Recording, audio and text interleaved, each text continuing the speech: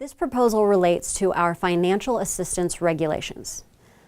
Under our current bylaws, we restrict financial assistance that a prospective or enrolled student can be provided to say that it can only come from a student athlete's immediate family members or through the institution's regularly constituted committee on student loans and scholarships.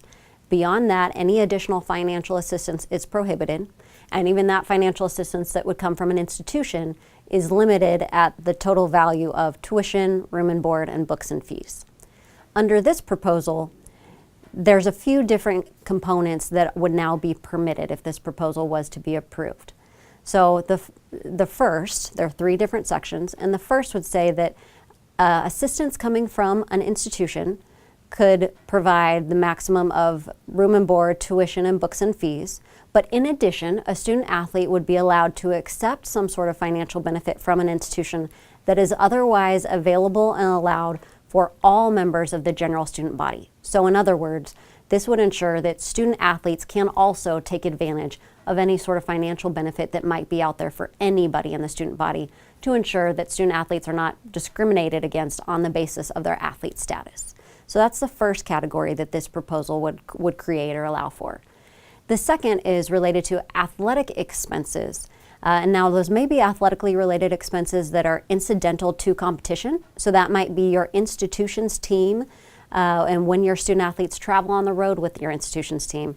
This proposal, or this part of the proposal, would ensure that your institution can pay for travel and meals and lodging. And this proposal would also cover that for non-institutional teams. So that might be a club team or an AAU team, where that is common in the marketplace today for that club team to potentially cover meals or lodging. So this proposal would allow for that, whether it's an institutional or a non-institutional team. In addition, it would allow for people who are participants on an institutional team to have other athletically related expenses covered that are not incidental to competition. So by that, it might be an athletic mission trip that your institutional team may travel to, and this would allow your institution to cover the cost. It might be a team building activity, things along those lines that aren't directly incidental to competition, but ensure that your institution has the ability to provide for those expenses. Now, the third bucket is those expenses that are provided financial assistance from other individual parties. So this may be faculty members or coaches or host families or just friends of the student athlete. And this category is a little bit broader, but the intent is to recognize that student athletes are likely to receive some sort of financial assistance or gift that has a financial value to it just in the course of being a student or having these relationships with members and individuals within your community. So this regulation, this part of the proposal, would allow for a student to receive travel, meals, transportation, entertainment expenses, or gifts from any of those sorts of individuals. It would cap the maximum value of all combined travel, meals, transportation, entertainment, and gifts at $1,000 per fiscal year, so your institutional fiscal year. And a student athlete could not receive more than $1,000 worth of those items.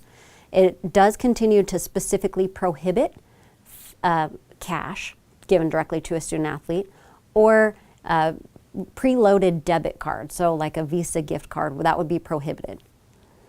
Also under this proposal, it's clarified that things that an individual student athlete may receive by way of their place of finish in an athletic competition, those things that we know today and we see in our amateurism policies, that would continue to exist. So this policy essentially covers up until that amateurism policy comes into place.